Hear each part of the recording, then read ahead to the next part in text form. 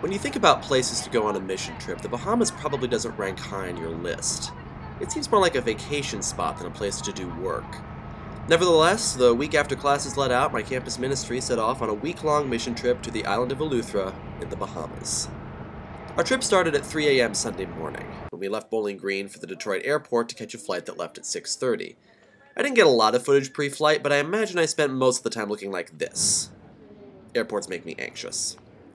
I took this opportunity to try a chocolate chip Cliff Bar and see if, as John Green once claimed, their deliciousness is more fascinating than the fact that the universe has no edge. It wasn't. We then flew to Miami for a 3-hour layover. Ubiquitous gray speckled wall is ubiquitous. Now, I visited a small handful of airports in my life, and I've noticed they're all distinctive in some way.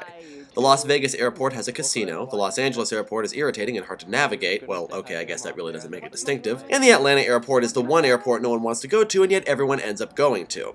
And the Miami airport had its own way of being distinctive, and I'll bet you'll never guess what it was.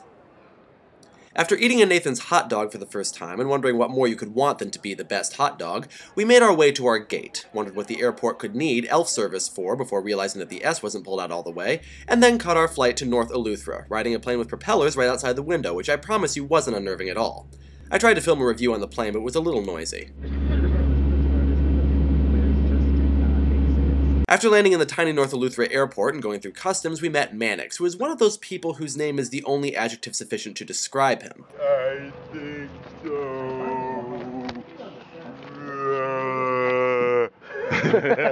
Very nice. Thank you. If you go to the island of Eleuthera, you won't find a single resort or fancy hotel, because this isn't an island for tourists, but an island for Bahamians. The island is isolated. All supplies come from plane or boat, the nearest hospital is 7 hours away, phone service and internet are scarce, and supplies can take days or weeks to arrive. So conservation and the price of living means something a little different here. Everything costs about 3 times the amount as it does in the States, and fresh water is at a premium. And yet somehow the people here seem to value basic interaction more than we do. The community is very tight, and there's a lot of waving. They wave even to people they don't know, and if you don't wave back, they think you're mad at them. Politeness dictates that you greet everyone in any building you walk into. Honking is almost constant here, but it doesn't have the same meaning as it does in the States. Where at home it's a form of irritation or rage, here it's a form of greeting. People know each other and look out for each other. Very different from our own individualistic, every man for himself type of culture.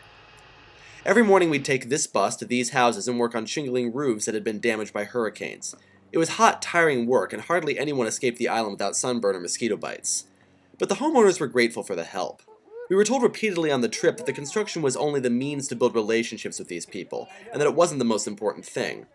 Our work was temporary, just like anything is. Sooner or later it would fall down, whether by hurricane or fire or just old age. But the relationships we built with the homeowners and with each other would not fall so easily. About having finished the roof.